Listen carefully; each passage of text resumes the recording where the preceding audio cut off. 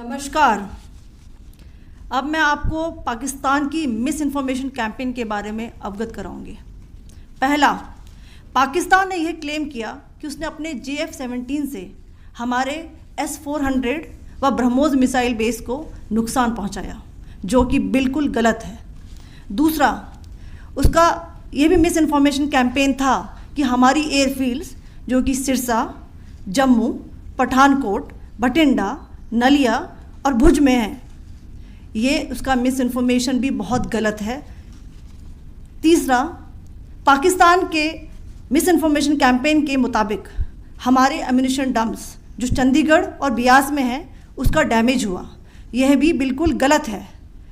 हमने आपको morning briefing में बताया था विथ फैक्ट्स एंड फिगर के साथ कि ये सारी चीज़ें बिल्कुल सही सलामत हैं।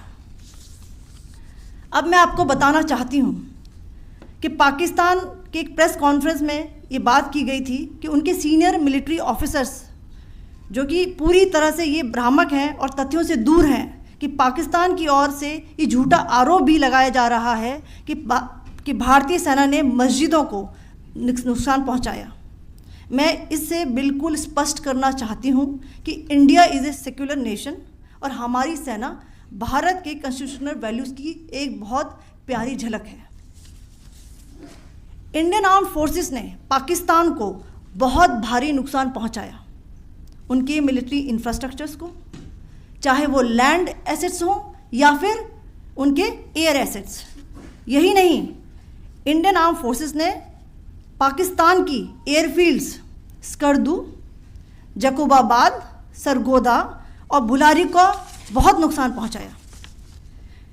इसके अलावा पाकिस्तान के air defence system, radar system, उनको भी एयर स्पेस में अनटेनेबल किया। यह भी बताना चाहती हूँ कि लाइन ऑफ कंट्रोल के पास पाकिस्तान के command and control logistic installations और उनके मिलिट्री इंफ्रास्ट्रक्चर्स, मिलिट्री पर्सनल्स का इतना भारी नुकसान हुआ कि पाकिस्तान की ऑफेंसिव व डिफेंसिव कैपेबिलिटी को नष्ट कर दिया गया।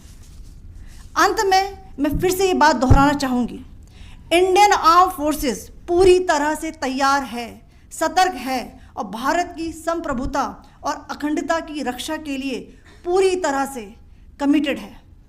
धन्यवाद। जय हिंद।